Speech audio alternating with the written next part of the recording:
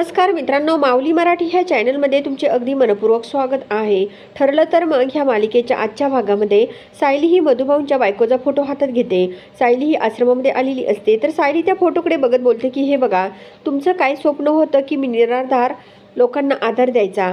तुम्ही जर माझ्या पाठीशी तुमचे आशीर्वाद ठेवले तरच मी हे तुमचं स्वप्न पूर्ण करू शकेल, असे सायली त्या फोटोकडे बघत खूप इमोशनल होऊन बोलत असते। त्यावेळेस सायली आपल्या हातात तो फोटो घेऊन त्या फोटोशी बोलते। त्यावेळेस अर्जुनचं लक्ष लगेच सायलीकडे जातं।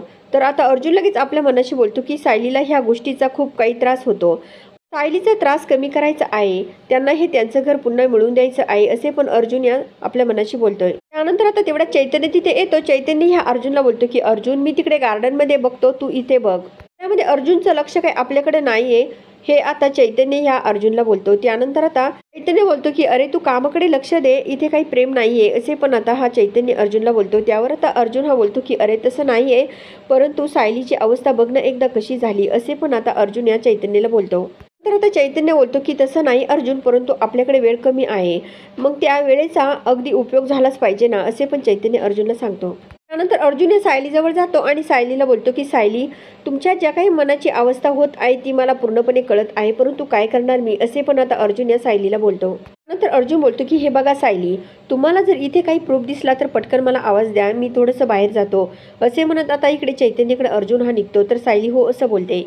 इकडे आता सायलीला आता सर्व काही गोष्टी बघितल्यानंतर खूप काही आठवणी आठवू लागतात। इकडे आता अर्जुन चैतन्य सर्व काही बारकाईने लक्षपूर्वक लक्ष देत असतो।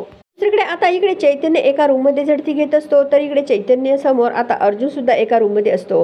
त्यानंतर आता सायली सुद्धा इकडे किचनमध्ये बघत असते। आता सर्वजण नेमकं कुठे काय पुरावा मिळतो याचा शोध घेत असतात। तेवढ्यामध्ये चैतन्य अर्जुनकडे येतो आणि चैतन्य अर्जुनला विचारतो की काही सापडलं का।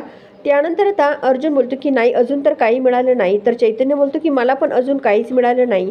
त्यानंतर चैतन्य बोलतो की मी आता गार्डनमध्ये शोधलं, सर्व ठिकाणी शोधलं, परंतु कुठेच काही मिळेना, असे पण चैतन्य ह्या अर्जुनला बोलतो।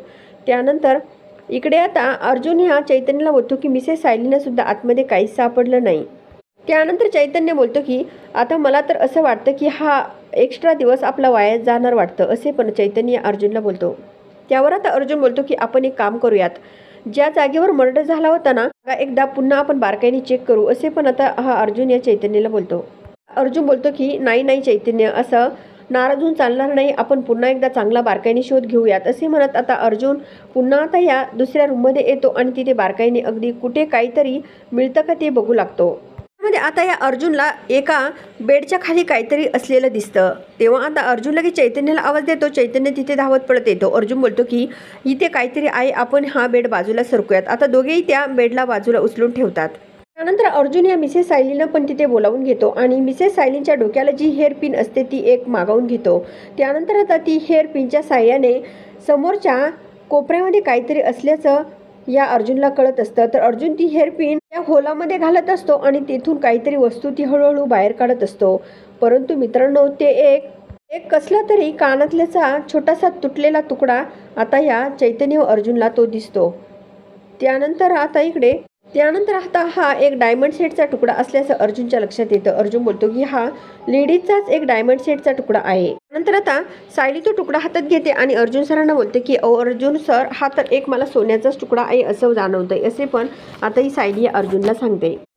चैतन्य बोलतो की दुसऱ्या पण भरपूर बायका इथे राहत होत्या ना, बहुतेक त्यांच्याच कुणाचा तरी कानातल्याचा तुकडा हा असेल, असे पण आता चैतन्य हा सायलीला बोलतो। त्यानंतर आता सायली तो तुकडा हातात घेते। सायली लगेच बोलते की हा कानातल्याचा तुकडा नाही वाटत सर। तर अर्जुन बोलतो की चैनचा पण तुकडा नाही वाटत हा। त्यानंतर तो तुकडा आता एका बॉक्समध्ये अर्जुन हा ठेवतो आणि बोलतो की चला आता आपण पुन्हा शोधायला सुरू करूयात। त्यानंतर आता सर्वजण पुन्हा एक एक रूममध्ये जातात। इकडे आता अर्जुन, सायली व चैतन्य सर्वजण आपापल्या रूममध्ये खूप काही शोध घेत असतात। इकडे बाहेर पोलीस उभे असतात।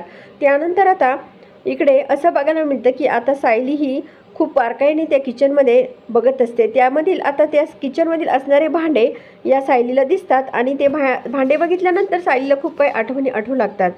दुसरीकडे असं बघायला मिळतं की आता घरामध्ये इकडे सुभेदारांच्या घरी सर्वजण बसलेले असतात। तेव्हा पूर्णाजी बोलते की आपण जेव्हा पहिल्यांदा असे सर्वजण एकत्र बसायचो ना, तेव्हा सर्वजण अशीच कॉफी प्यायचो, असे पण आता ही पूर्णाजी सर्वांसमोर बोलते।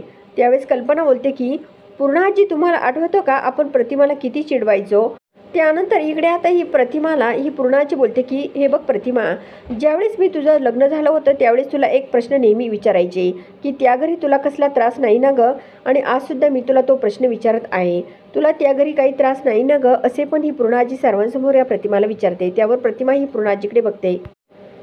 प्रतिमा ही आपल्या आईला सांगते की नाही आई, मला कसला त्रास नाही, रविराज आहेत ना तिथे, असे प्रतिमा ही आपल्या आईला सांगते. तेव्हा तर आता इकडे तन्वी खूप टेन्शनमध्ये आलेली असते.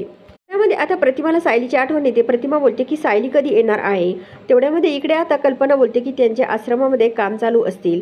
त्यानंतर इकडे पूर्णाजी बोलते की त्यांच्या कामामध्ये देवाने कुठले विघ्न आणू नये, असे पण आताही पूर्णाजी सर्वांसमोर सांगते. आणि मला याची पूर्णपणे खात्री आहे, असे सुद्धा पूर्णाजी ही देवासमोर हात जोडून बोलते. तर तन्वी ही पूर्णाजीकडे बघत राहते. प्रतिमा ही पूर्णाजीला बोलते की मी वर जाऊ का. त्यावर आता पूर्णाजी बोलते की जा ना, हे घर बाळा तुझंच आहे. असे पण पूर्णाजी या प्रतिमाला बोलते की जा, तू सायलीची रूम बघितली नाही ना, जा तू एकदा रूम बघून ये, असे पण ही पूर्णाजी प्रतिमाला सांगते. त्यानंतर तेवढ्यात तन्वी बोलते की आई चल मी तुझ्याबरोबर येते. तन्वी बोलते की आई मी तुझ्याबरोबर येते चल. त्यानंतर इकडे ही प्रतिमा बोलते की नाही तू नको येऊ माझ्याशी. त्यानंतर आता इकडे तन्वी बोलते की अगं आई चल ना, मी तुला घेऊन जाते. असे म्हणत आता तन्वी व प्रतिमा दोघी इकडे सायली व अर्जुनच्या रूममध्ये जाण्यासाठी निघतात. आता सायलीचं इकडे ह्या आश्रमामध्ये शोधण्याचं काम सुरूच असतं. पुढे असं बघायला मिळतं की आता इकडे अर्जुन व चैतन्य व सायलीला एक व्हिजिटिंग कार्ड सापडतं. त्या व्हिजिटिंग कार्डवरून ते असं समजतं की हे एक कपड्याच्या दुकानातील व्हिजिटिंग कार्ड आहे. त्यानंतर आता इकडे अर्जुन ते वाचू लागतो, तर त्यामध्ये प्रीती ब्युटिक असं नाव लिहिलेलं असतं. अर्जुन या सायलीला विचारतो की तुम्ही हे नाव कधी ऐकलं का. तर सायली बोलते की नाही अजूनपर्यंत तर मी हे नाव कधी ऐकलंच नाही. आम्ही कधी एवढ्या महागड्या दुकानात कपडे कधी घ्यायला गेलोच नाही. आमचे कपडे नेहमी ही कुसुमताई शिवायची, असे पण आता ही सायली या अर्जुनला सांगते. त्यानंतर आता इकडे अर्जुन बोलतो की हे कार्ड अगदी कुणाचं तरी असेल आणि हे तर आता 1.5 वर्षांपासून ह्या फटीत अडकलेलं हे कार्ड आहे, खूप जुनं आहे हे कार्ड, असे पण अर्जुन या चैतन्याला सांगतो. त्यानंतर चैतन्य बोलतो की मला तर असं वाटतं की एवढं महागडे कपडे घालणारं ह्या आश्रमामध्ये कुणी राहत नसेलच, मग हे कार्ड कुणाचं आहे. एका व्यक्तीचं हे कार्ड नक्कीच असू शकतं, तर ती म्हणजे साक्षी. साक्षीच इतके काही महागडे कपडे घालत ते, असे चैतन्य हे अर्जुनला बोलतो. आणि नक्कीच हे कार्ड आता साक्षीचं आहे. आपल्याला तर साक्षी विरुद्धच पुरावे इथं शोधायचं काम करत आहे ना, नक्कीच हा साक्षी विरुद्धचा पुरावा आहे, असे पण आता हा चैतन्य या अर्जुनला सांगतो. चैतन्य अर्जुनकडून ते कार्ड घेतो आणि वाचू लागतो की नेमकं ह्या कार्डवर काय आहे ते. त्यानंतर आता चैतन्य ते कार्ड वाचतो आणि बोलतो की अरे हे कार्ड तर पनवेलचं आहे. आता हा अर्जुन बोलतो की आपण नक्कीच पनवेलला जाऊन ह्या दुकानाची चौकशी करूयात की साक्षी शिखरे इथे शॉपिंगसाठी इथे येत आहे का, किंवा 1.5 वर्षापूर्वी ही साक्षी इथे येऊन इथे शॉपिंग केलं का, असे आपण चौकशी नक्कीच करू शकतो, असे पण अर्जुन या चैतन्याला बोलतो. त्यानंतर आता चैतन्य व अर्जुन सायली बोलतात की आपण हे कार्ड आता बॉक्समध्ये ठेवूया आणि नंतर दुकानात नक्कीच जाऊयात, असे पण आता हा अर्जुन या सायलीला सांगतो. त्यानंतर मित्रांनो आता उद्याच्या भागामध्ये असं बघायला मिळतं की आता इकडे अर्जुन चैतन्य व सायली आश्रमाच्या बाहेर येतात. सर्व काही चौकशी पूर्ण झालेली असते. त्यानंतर अर्जुन या सायली व चैतन्याला बोलतो की आपण आता एक काम करायचं आहे. आपल्या तर इकडे जेवढ्या काही वस्तू आहेत तेवढ्या सर्व वस्तूंशी जर साक्षीचा एखाद्या जरी वस्तूशी संबंध आला तर आपल्याला नक्कीच कळू शकतं की हे सर्व साक्षीच खुनी असल्याचं सत्य समजणार आहे. त्यावेळेस आता इकडे चैतन्य अर्जुन व सायली हे तिघेही या प्रीती ब्युटिक ह्या शॉपमध्ये जाऊन तिथे चौकशी करू लागतात की आम्हाला 6 महिन्यापूर्वीचं सर्व रेकॉर्ड चेक करून सांगा की साक्षी शिखरे इथे शॉपिंग करण्यासाठी आली होती का, असे पण आता अर्जुन या दुकानामधील असणाऱ्या त्या लेडीजला विचारत असतो. तेव्हा त्या लेडीजला तर खूप मोठा धक्का बसतो. तर मित्रांनो आता नेमकं पुढे काय होणार हे बघण्यासाठी आपल्या माऊली मराठी ह्या चॅनलला जरूर सबस्क्राईब करा, लाईक करा आणि व्हिडिओ बघितल्यामुळे अगदी मनापासून धन्यवाद.